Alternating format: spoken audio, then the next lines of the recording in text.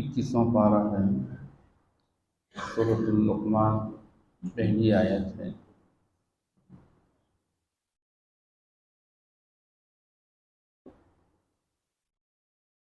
اعوذ باللہ من الشیطان الرجیم، بسم اللہ الرحمن الرحیم، الف لام میم، تلک آیات الکتاب الحکیم، هدى ورحمة للمحسنين، صدق اللہ العظیم۔ الف لام میم، ان حروف کے یقینی معنی اللہ ہی جانتے ہیں۔ تلک آیات الکتاب الحکیم، یہ حکمت والی کتاب کی آیات ہیں۔ ہدی ورحمۃ للمحسنین، جو کہ باعث ہدایت اور باعث رحمت ہے نیکوکاروں کے لیے۔ الذین یقیمون الصلاۃ، وہ لوگ جو نماز قائم کرتے ہیں۔ وَيُؤْتُونَ الزَّکاۃ، اور زکوٰۃ ادا کرتے ہیں۔ وَهُمْ بِالْآخِرَةِ هُمْ یوقنون، اور آخرت پر یقین رکھتے ہیں۔ اولئک علی ھدی من ربہم، یہی لوگ اپنے رب کی طرف سے ہدایت پہ ہیں۔ وَأُولَئِکَ هُمُ الْمُفْلِحُونَ، اور یہی لوگ کامیاب ہیں۔ ماقبل سورۃ الروم، اللہ جل شانہ نے اس سورت کے اندر بھی کچھ مضامین بیان فرما دیے، اور آج کی سورت سورہ لقمان ہے، اس میں بھی اللہ جل شانہ کچھ مضامین بیان فرماتے ہیں۔ ماقبل عقیدی توحید کا بیان ہوا، اور سب سے بڑھ کر مضمون بعث بعد الموت کا ذکر ہے۔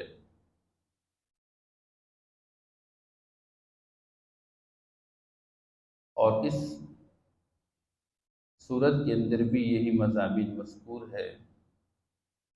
اس سورت کو بھی مکی سورت کہتے ہیں، اور مکی سورت کے اندر بھی تقریباً 3 بنیادی مضامین کا بیان ہوتا ہے: توحید، رسالت اور بعث بعد الموت۔ اس سورت کے حوالے سے کیونکہ حضرت لقمان کا ذکر ہے اس سورت کے اندر، حضرت لقمان یہ ایک عظیم اسکالر تھا، ایک دانشور، اور اس کی حکمت کی جو باتیں تھیں وہ عرب کے اندر مشہور تھیں۔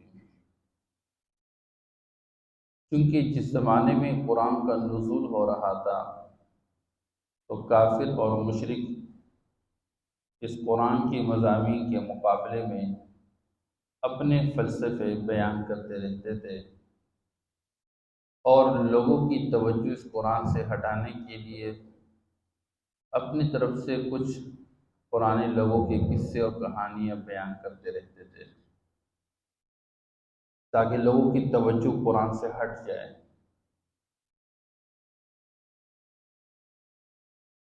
اس لیے اللہ جل شانہ نے اس سورت کے اندر حضرت لقمان کا ذکر کیا۔ اللہ جل شانہ سمجھانا چاہتے ہیں کہ اے مشرکین مکہ، اے کفار، جس توحید کا تم انکار کرتے ہو، جو کہ قرآن کا سب سے بڑھ کر مضمون ہے، تو اس توحید کا قائل تمہارے ذہنوں کے اندر جس شخصیت کی عظمت بیٹھی ہوئی ہے اور جس کی عظمت کے تم قائل ہو، تو حضرت لقمان بھی اسی بات کا قائل تھا، جو آگے اپنے بیٹے کو وصیت کر رہا ہے، یا بنی لا تشرک باللہ ان الشرک لظلم عظیم۔ پھر دوسری بات، یہ لوگ بعض اوقات اپنی اولاد کو تو یہ سمجھاتے تھے کہ اللہ کی بھی عبادت کرو، لیکن اس کو شرک پر بھی مجبور کرتے رہتے تھے، یعنی اللہ کے معبود ہونے کے ساتھ ساتھ دوسرے معبود کا اقرار کرنا، اس پر اپنی اولاد کو مجبور کرتے رہتے تھے۔ تو اللہ جل شان نے حضرت لقمان کا تذکرہ کر کے فرمایا کہ اگر تیرے والدین تجھ کو مجبور کر لے اس بات پہ کہ تو اللہ کے ساتھ شریک ٹھہرا لے، تو پھر بھی اللہ کے ساتھ کسی کو شریک نہیں ٹھہرانا، اس میں ان کا کہنا نہیں ماننا۔ تو جن باتوں کا تذکرہ قرآن پاک کے اندر ہو رہا ہے، اور جس قرآن کا تم مذاق اڑا رہے ہو اور مسخرے بنا رہے ہو، اس قرآن کے مضامین تو عین موافق ہے اس بندے کی تعلیمات کے جس بندے کی عظمت تمہارے دلوں کے اندر رچ بس گئی ہے، اور جس کی حکمت اور دانائی کا چرچا تمہارے ہاں چل رہا ہے۔ اس لیے سورت کے اندر اللہ جل شانہ اس بات کو ثابت فرماتے ہیں۔ شروعی سورت کے اندر قرآن کی حقانیت کو بیان کیا جا رہا ہے، اور قرآن کا فائدہ اور ثمرہ بیان کیا جا رہا ہے۔ الف لام میم، یہ بات پہلے گزر گئی ہے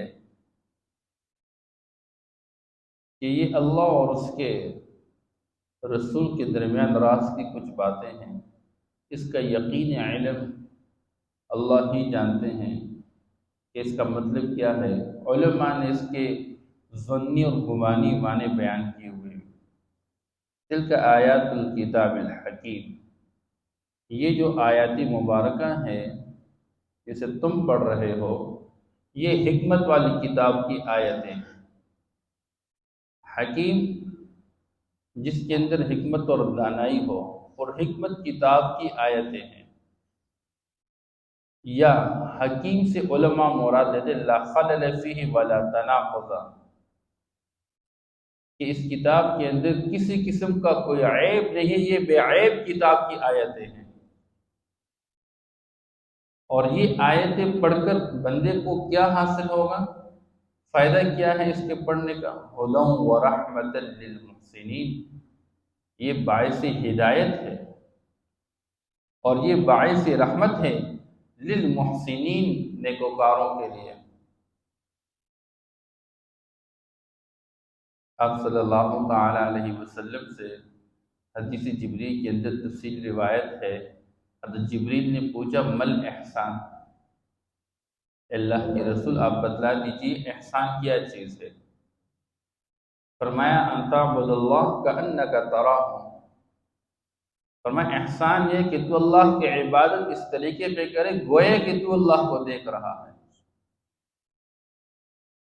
لیکن علماء فرماتے ہیں بہت اعلیٰ درجہ ہے یہ انبیاء علیہ السلام کا۔ اور پھر دوسرا سٹیپ یہ ہے، اگر تو اللہ کو نہیں دیکھ پا رہا عبادت کے اندر، تو اس بات کا یقین رکھنا فإنہ یراک، کہ وہ تجھے دیکھ رہا ہے۔ اس لیے معلوم تو یہ ہوتا ہے کہ جو بندہ محسن ہوتا ہے وہ تو ہدایت یافتہ ہوتا ہے۔ تو قرآن تو نیکوکاروں کے لیے ہدایت یافتہ بننا یا ہدایت کا ذریعہ بننا،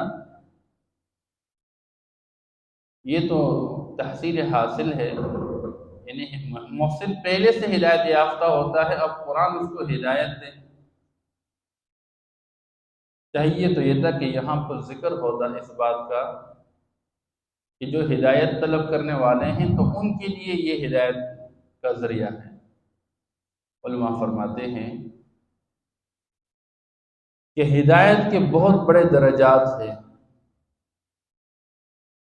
تو یہ جو قرآن ہے یہ محسن کے لیے، نیکوکار لوگوں کے لیے ان کی ہدایت میں ترقی کا باعث بن جاتا ہے، ان کی ہدایت میں اضافے کا باعث بن جاتا ہے۔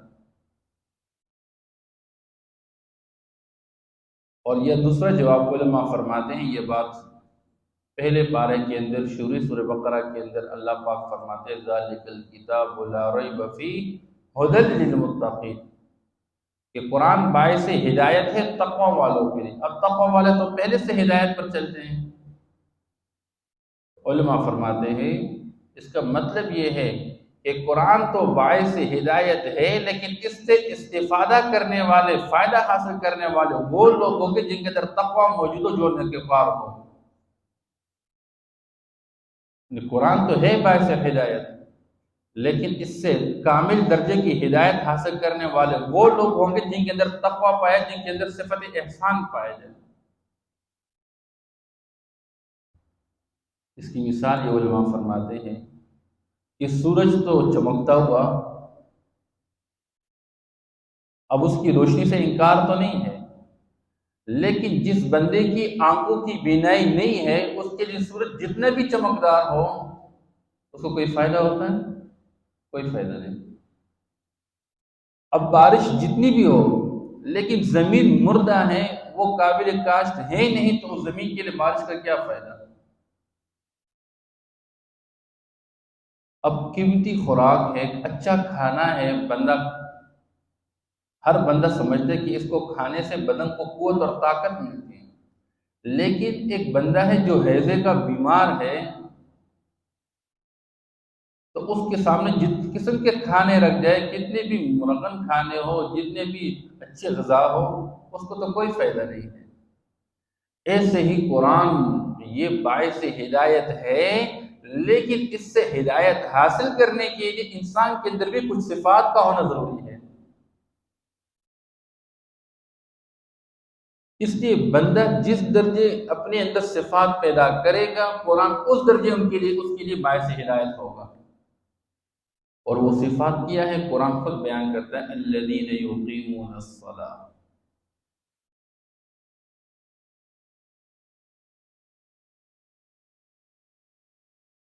کہ جو قرآن کسی کو ہدایت دینے والا ہے، قرآن کسی کے لیے باعث مہربانی ہے، اس کی پہلی صفت یہ ہے کہ وہ نماز قائم کرنے والا۔ راج اللہ معاف کر لے، بعض اوقات کہا جاتا ہے او جی آپ کو نمازیں معاف کی گئی، بے فکر ہو جائے۔ حالانکہ قرآن یہ انسانوں کے لیے ہدایت کا سرچشمہ، اور قرآن سے ہدایت حاصل کرنے کے لیے پہلی چیز اپنے اندر اقامت الصلاۃ پیدا کرنی ہے۔ اور یہاں پر اداء الصلاۃ کا ذکر نہیں ہے، اقامت الصلاۃ کا ذکر ہے۔ صلاۃ کا اپنا معنی دعا ہے، اور نماز کو بھی صلاۃ اس لیے کہتے ہیں کہ نماز میں اصل تو دعا ہی ہے۔ انسان اللہ سے دعا مانگے اہدنا الصراط المستقیم، اللہ ہمیں سیدھے راستے پر چلا دے۔ اور یہاں تک آپ صلی اللہ علیہ وسلم نے فرمایا الدعاء مخ العبادہ، کہ عبادت کا مغز تو دعا ہی ہے۔ اس لیے یہاں پر اقامت الصلاۃ کا جو ذکر ہے، علماء فرماتے ہیں اس سے مراد ہر وہ نماز ہے کہ جس کی ظاہری اور باطنی تمام امور کی رعایت رکھی جائے، بس نماز کا پورا حق ادا ہو جائے۔ نماز کے لیے وقت، نماز کے لیے ظاہری شرائط کا پورا ہونا، کہ کپڑے پاک ہو، بدن پاک ہو، جگہ پاک ہو، ستر عورت ہو، قبلہ رخ ہو، بندہ وقت کی پہچان ہو، اور باطنی چیزیں کہ انسان کے اندر خشوع خضوع موجود ہو، اور بدن سکون کے ساتھ ہو، ارکان کے اندر تعدیل ہو، اطمینان سے نماز پڑھنے والا، قیام کرنے والا، رکوع کرنے والا، سجدہ کرنے والا۔ تو فرمایا، علماء فرماتے ہیں کہ نماز کی اقامت یہ ہے کہ نماز کا حق ادا کیا جائے۔ یہ نماز انسان کے لیے پھر اس درجے بن جاتی ہے کہ انسان کو خود بخود گناہوں سے روکنے والی بن جاتی ہے۔ اس لیے ان الصلاۃ تنہا عن الفحشاء والمنکر۔ اور آج ہم اپنی نماز کے حال کو دیکھیں، ہماری نماز کی حالت کیا ہے۔ نماز پڑھنے کے باوجود بھی ہم گناہوں سے رکتے نہیں ہیں، کیونکہ ہماری نماز اس کیفیت کے ساتھ نہیں ہے جو اللہ کو مطلوب ہے۔ وَيُؤْتُونَ الزَّكَاةَ، اور دوسری چیز فرمایا کہ زکوٰۃ ادا کرتے ہیں۔ اللہ جل شانہ نے احکام میں سے بعض وہ جس کا تعلق بدن کے ساتھ ہے اور بعض وہ جس کا تعلق مال کے ساتھ ہے۔ تو بدن کے ساتھ تعلق والے جو اعمال اور احکام میں سب سے بڑھ کر چیز نمازیں، اور نماز کا اثر یہ کہ پوری زندگی پر اثر انداز ہے۔ اسے فرمایا جس کی نماز شاندار اس کی زندگی شاندار ہوگی۔ اور دوسری چیز جو مال کے ساتھ متعلق حکم ہے وہ ہے زکوٰۃ کا ادا کرنا۔ کوئی بندہ صاحب نصاب بن گیا 52.5 تولے چاندی کی قیمت کے اعتبار سے، یا اگر سونا ہے تو وہ 7.5 تولے سونا ہے، اور اس پر سال گزر گیا اور اس مال کے اندر نمو ہو، تو یہ بندہ صاحب نصاب ہو کر اس پر زکوٰۃ فرض ہے کہ ہر 40واں حصہ سال میں ایک مرتبہ اللہ کے لیے ادا کر لیا کرے، اور کسی غریب فقیر مسکین کے حوالہ کر لیا کہ اس کو مالک بنا دیا کرے۔ وَهُمْ بِالْآخِرَةِ هُمْ يُوقِنُونَ، اور تیسری صفت یہ بیان کی گئی کہ وہ آخرت پر یقین رکھتے ہیں۔ اگر آخرت کا یقین بیچ میں سے نکال دیا جائے تو پھر سارے اعمال بیکار۔ انسان تو اعمال کے اندر شوق اور جذبہ تب رکھتا ہے جب اس کو آخرت کا یقین ہو کہ میں نے موت کے بعد دوبارہ زندہ ہونا ہے، اللہ کے سامنے کھڑا ہونا ہے، مجھ سے باز پرس ہوگی میری زندگی کے بارے میں، میرے مال کے بارے میں، میری جوانی کے بارے میں جواب دہ ہوں۔ اور پھر اس کو اچھے عمل کی بنیاد پر اچھا بدلہ دیا جائے جنت کی شکل میں، اور اس کے برے اعمال کی وجہ سے برا بدلہ ہے وہ جہنم کی شکل میں۔ تو فرمایا کہ اولئک هم وهم بالآخرة هم یوقنون، اور یہ لوگ آخرت پر یقین رکھتے ہیں۔ اولئک علی ھدی من ربہم، اللہ فرماتے ہیں یہ صفات جن لوگوں کے اندر پیدا ہوں تو یہی لوگ اپنے رب کی طرف سے راہ ہدایت پر ہیں۔ تو گوئے کہ قرآن کے ساتھ بندہ جب جوڑ پیدا کر لیتا ہے اور قرآن کو سمجھ کر اس پر عمل کرتا ہے تو اس کا ثمرہ یہ ہوگا کہ انسان ہدایت یافتہ بن جائے گا۔ اور جب بندہ کو ہدایت حاصل ہو، فرمایا وَأُولَئِكَ هُمُ الْمُفْلِحُونَ، یہی لوگ کامیاب ہیں۔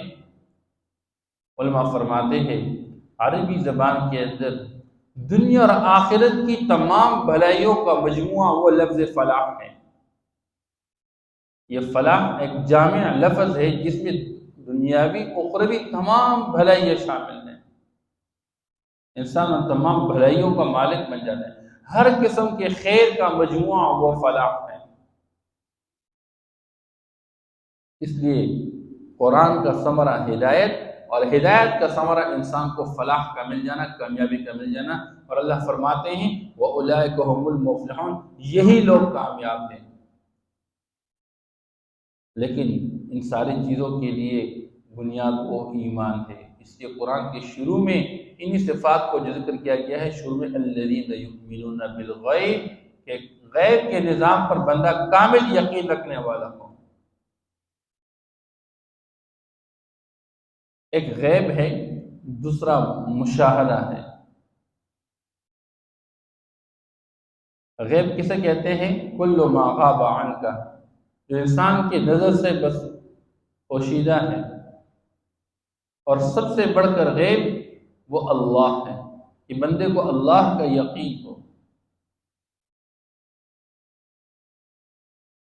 اور پھر فرمائیں کہ انسان کو جنت کا، جہنم کا یقین ہو، اور جہاں سے انسانی حواس کا علم ختم ہو جائے اور انسانی عقل کا علم ختم ہو جائے، وہاں سے آپ کو جس علم کے ذریعے آگے جو سب سے بڑھ کر سورس ہے علم کا وہ وحی ہے، اس کے ذریعے جن باتوں کو آپ کو کہا جائے اس پر کامل یقین رکھنا۔ انسان کسی چیز کا علم حاصل کرنا چاہتا ہے تو ایک تو حواس خمسہ ہیں، آنکھ کے ذریعے دیکھتا ہے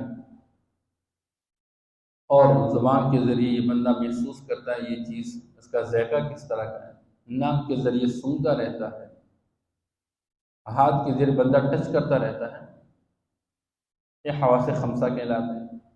کچھ چیزوں کا علم مشاہدے میں، پھر بعض چیزوں کا علم انسانی عقل کے ساتھ حاصل ہو، اور کچھ چیزیں ایسی ہیں کہ انسانی عقل سے بڑھ کر وہ اللہ کی طرف سے پیغمبر آ کر وحی کے ذریعے پیغمبر کو علم دیا جاتا ہے اور پیغمبر امت کو سمجھاتا ہے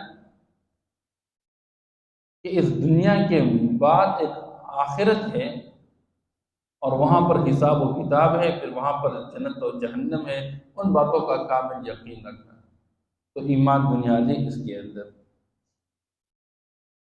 الف لام میم تلک آیات الکتاب الحکیم،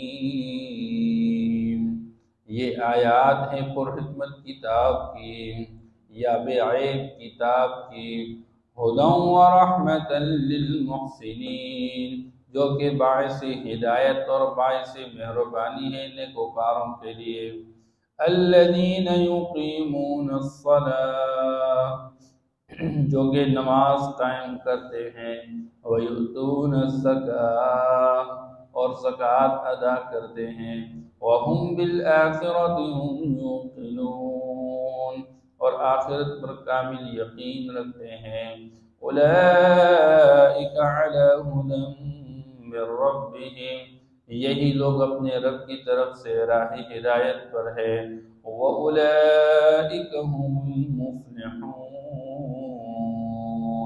اور یہی لوگ کامیابی پانے والے ہیں۔ صدق اللہ۔